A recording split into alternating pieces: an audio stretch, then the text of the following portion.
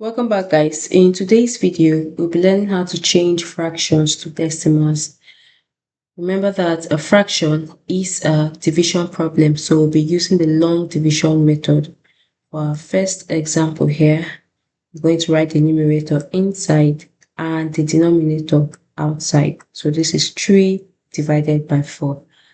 Bear in mind that a long division problem involves division, multiplication, and then subtraction, and you repeat until it terminates.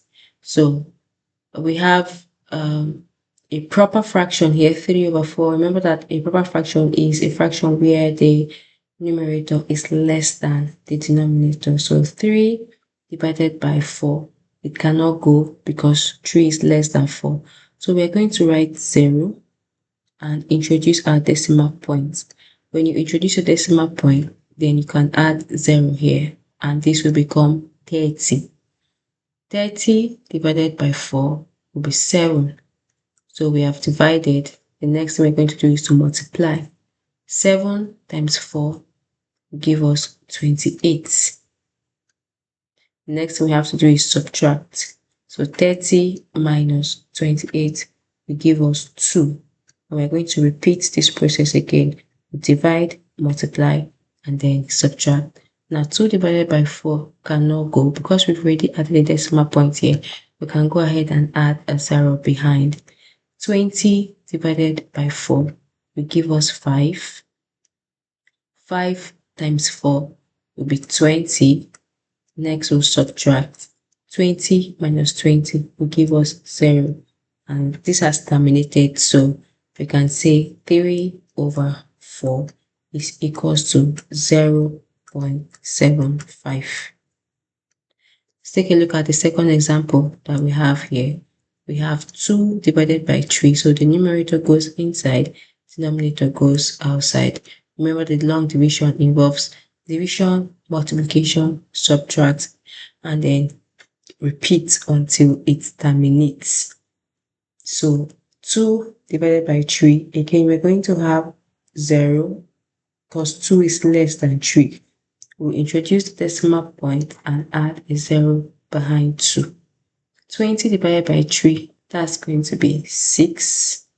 6 times 3 is 18. Next step is to subtract, and then 20 minus 18 is going to give us 2. We are repeating this process again. 2 divided by 3 cannot, so we'll add 0. We have 20. 20 divided by 3 will give us 6. I'm just going to extend this a little. We have 6 here. 6 times 3, again, that's going to give us 18. We'll subtract. 20 minus 18 will give us 2. Since this has not terminated, we can repeat that again. Add 0 here. 20 divided by 3 will get 6. 6 times 3 will give us 18.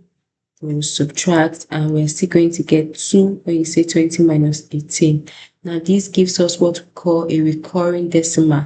It doesn't matter how long we continue to repeat this process, it's not going to terminate. We are going to keep getting 2. So at this point, we can decide to stop here, and we'll write that 2 over 3 is equals to 0.666. You can decide to write 0.6 with a bar above it to indicate that it's a recurring decimal, or you can decide to approximate this to 0.7. But I'm just going to leave it this way for now. Now, our last example, 17 over 8, is what we call an improper fraction, where the numerator is greater than the denominator. We're going to do that using the same method as well. So I'm just going to put 17 inside and put 8 on the outside. Now when we say 17 divided by 8, we're going to get 2. 2 times 8 will give us 16. And then we'll subtract. We're following the same process of divide, multiply, and subtract. So 17 minus 16, in this case, we're going to get 1. Now, 1 divided by 8 cannot go. At this point, we'll now introduce our decimal point, and then we can add 0 here. 10 divided by 8, that's going to give us 1.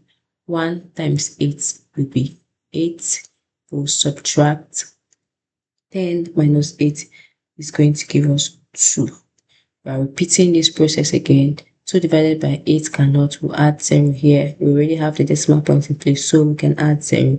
Now 20 divided by 8, that's going to go 2 times. 2 times 8 will give us 16. We'll subtract, and 20 minus 16 is going to give us 4. Now 4 divided by 8 cannot go. We'll add 0 here. 40 divided by 8 will give us 5. 5 times 8, that's going to give us 40.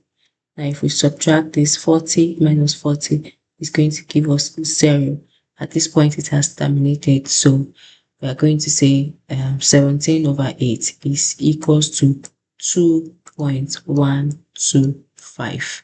So that's how you change fractions to decimals. Please do well to check out our next video on conversion of decimals to fractions.